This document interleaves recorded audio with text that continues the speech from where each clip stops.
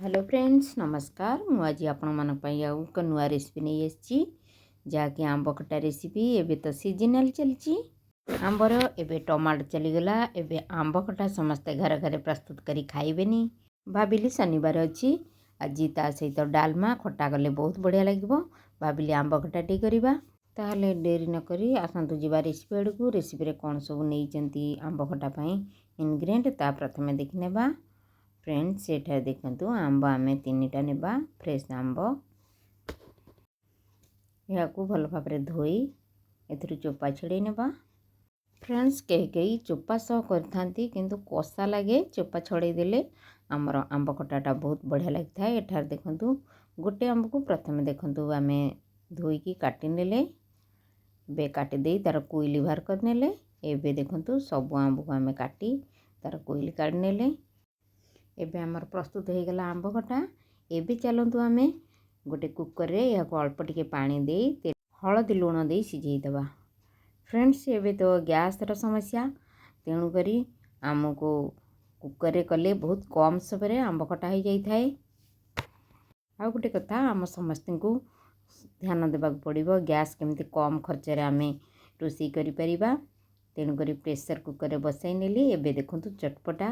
2 minute रे प्रस्तुत हो जीवा हमर आंब खटा देखंतु या को आमे एबे गोटे सीटी देबा एबे आमे प्रथमे ढांकुणी दे देबा प्रेशर कुकर रे गोटे सीटी हेले बंद कर देबा। या परे आमे देखंतु एठारे आंब खटा पई बहुत कम मसला नेबा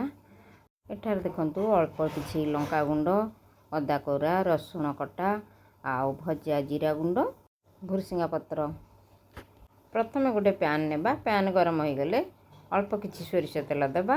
सेतिरे 2टा शुखला लंका को छिंडाई पकाई नेबा अल्प किछि सोरिष देबा अदा कोरा रखिथिले एहा को पकाई नेबा ताई सहित भुरसिंगा पत्र को पकाई नेबा आ जो कटा रसुण रखिथिले एहा को पकाई नेबा एबे हमें एपट सेपट करी एहा को चलाई नेबा। एठार देखंतु हमर मसला होई गेलानी फ्राई एबे हमें सिझा आंब को पकाई नेबा या परे आमे मसला रे फुटिया पाई गोटे मिनिट छाड़ी नेबा देखंतु हमर आंब खट्टा मसला जमिति भल भाव रे फ्लेवर मिसी की गोटे बहुत बढ़िया टेस्ट आनिबो। आमे टेस्ट आनिया पाई एबे एथिरे गुड़ देबा फ्रेंड्स आपण चाहिले चीनी भी देई परिबे किंतु गुड़ रे बहुत भल टेस्ट आस्ताए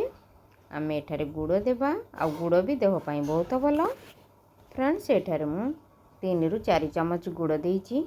आवश्यक अनुसार आउ अल्प लुण देबा कारण आगुरु लुण देइथिले एबे आमे लंका गुंड आधा चम्मच पकाई नेबा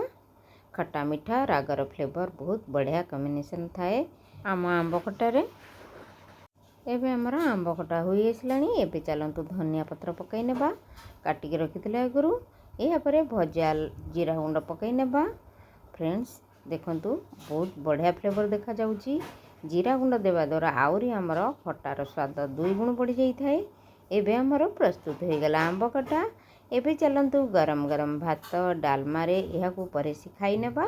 फ्रेंड्स आपण एमिति घरे थारे बनातु देखिबे होटल ठारू अधिक भी टेस्ट लागिबो। आशा करे आजिर आंब खटा रेसिपी आपन को भल लागिथिबो जदि भल लागिताए फ्रेंड्स गोटे लाइक कमेंट शेयर कर देबे शेष रे वीडियो रे नुआ हिथिले सब्सक्राइब करियो भूलिबे नहीं। रहिली नमस्कार धन्यवाद।